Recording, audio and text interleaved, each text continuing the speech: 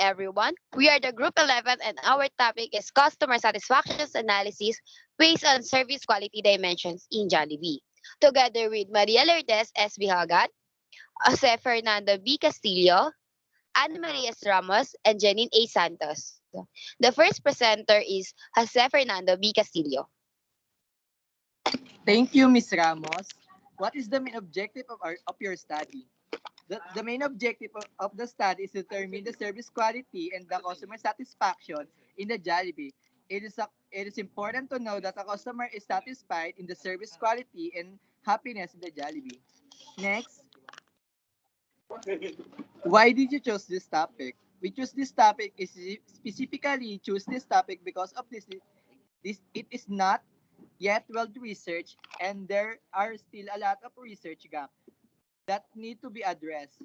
Additionally, the researcher wants to contribute in the field of service quality towards the expansion of knowledge about this topic. The next presenter is Ms. Ramos. Thank you, Mr. Castillo. Ay, wait lang. Di pa na naka-on cam ako. Thank you, Mr. Castillo. And for the letter C, what are the specific research questions? This study aims to determine the customer satisfactions based on service quality dimensions in Jollibee fast food. Our research questions are knowing the profiles of the respondent in terms of age, gender, working student, student year level. Next questions are what are the factors that makes customers satisfied in terms of service, such as qualities such as quality of food and beverage products, quality of service in and settings, and the last is price values. The last questions is there significant relationship in their levels of customer satisfactions on service quality dimensions in Jollibee of the respondent and demographic profile. Next slide, please.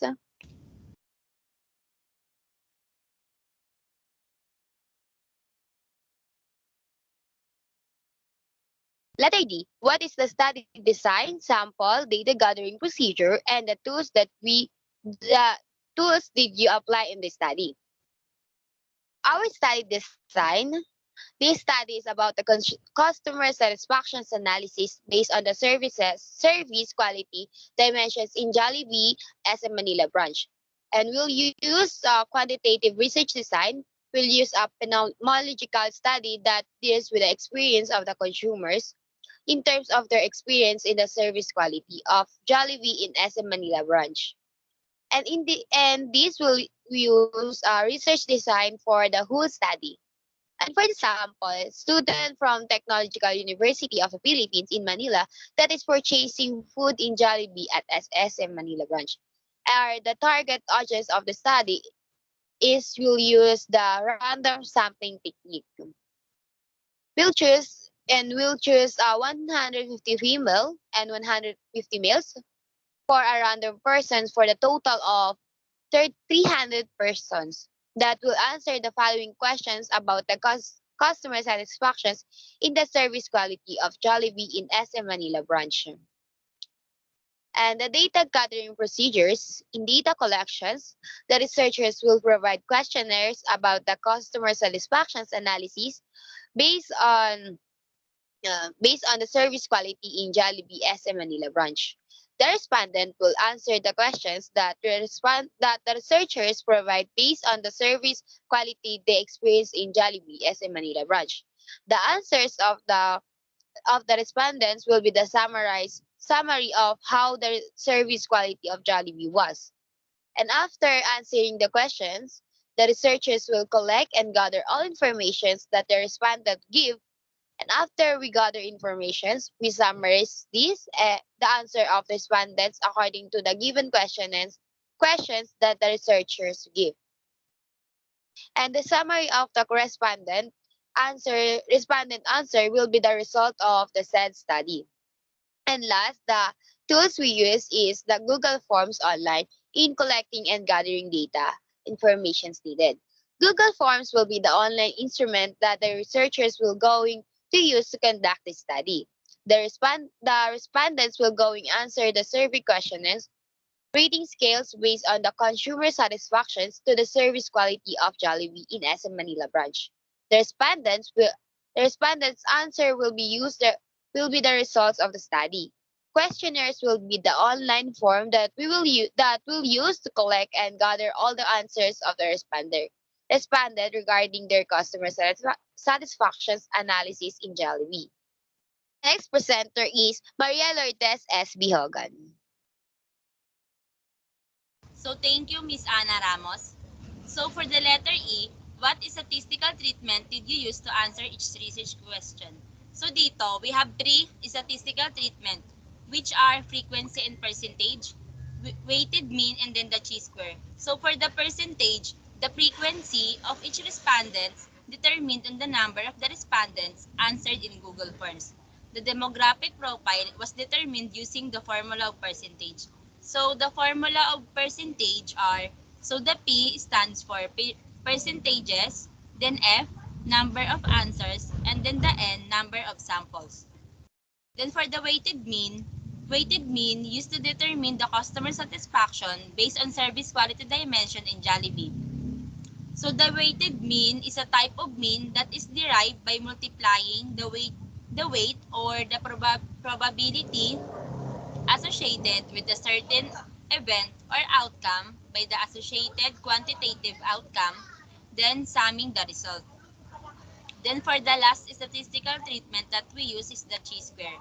So chi-square was used to see if there was a significant relationship between the level of customer satisfaction based on service quality dimension and the demographic profile of the respondents in terms of their age, gender, and working if they are working student.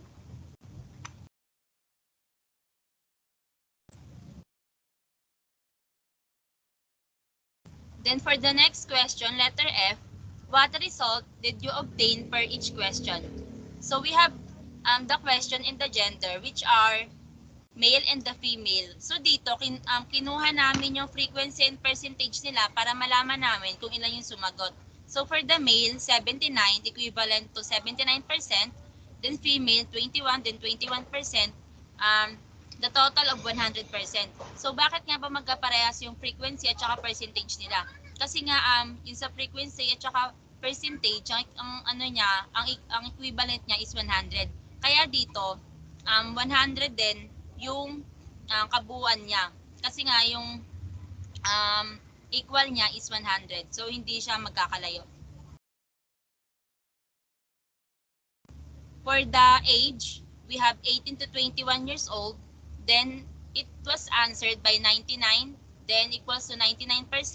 For the 22 and the 25 years old, ang sumagot is isa, then equivalent to 1%, then 26 years old and above, so walang sumagot ng ganong edad, for the total of 100%.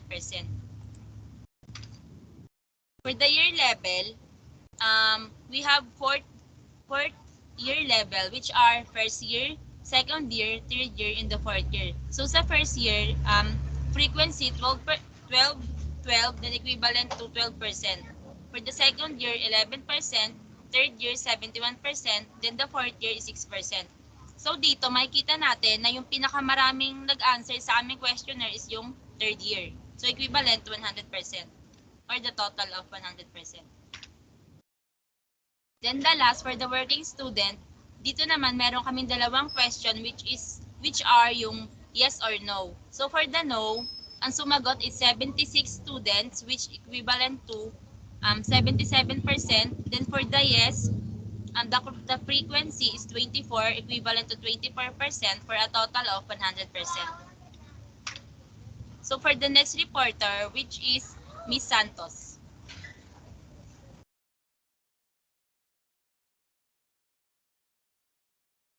Thank you, Ms. Behogan.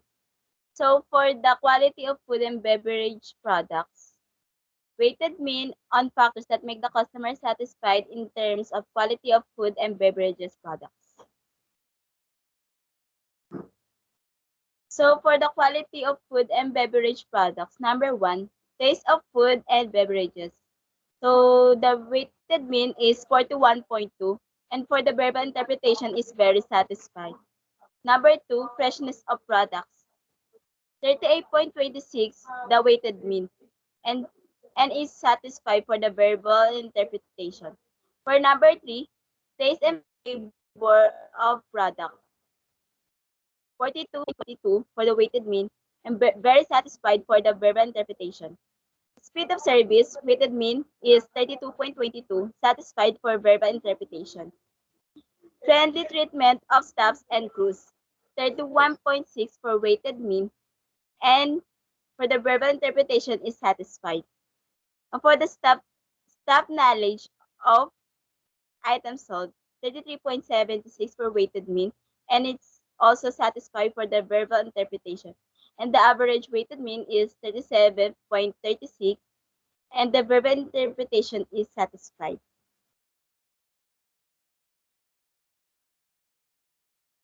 So for the quality of setting,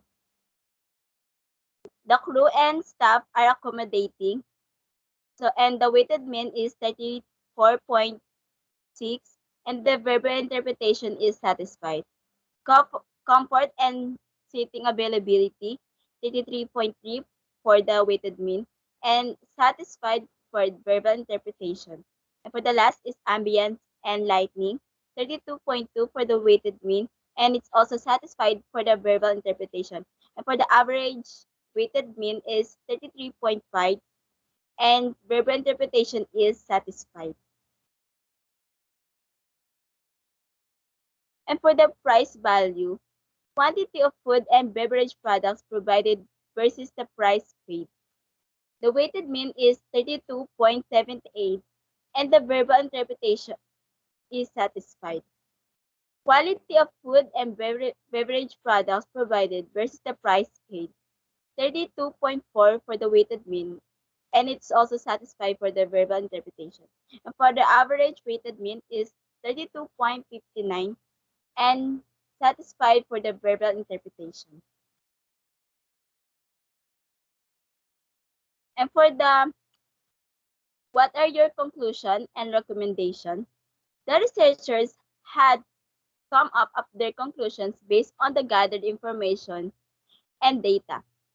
The researcher gathered the information needed in Technological University of the Philippines with the help of Technical Vocational Teacher Education students. Based on the gathered data, Bachelor of Technical Vocational Teacher Education major in Food Service Management who really satisfied with Jollibee. Most of them respondents are 18 to 21 years old, answering our research and third year college.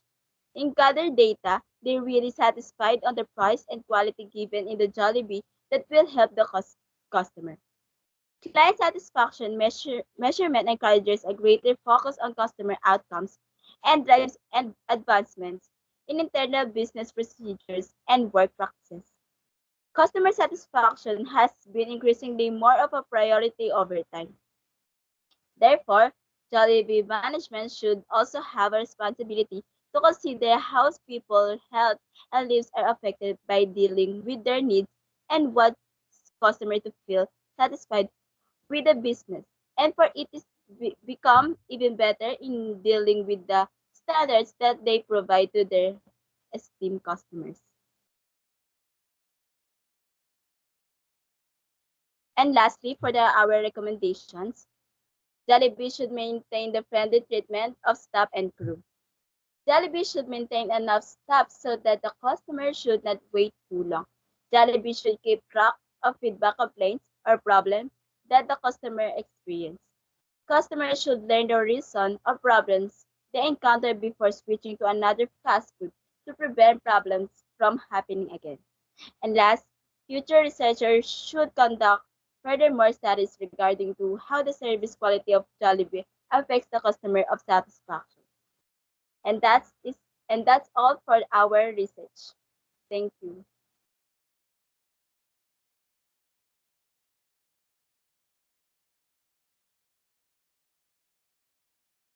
Okay, tapos na.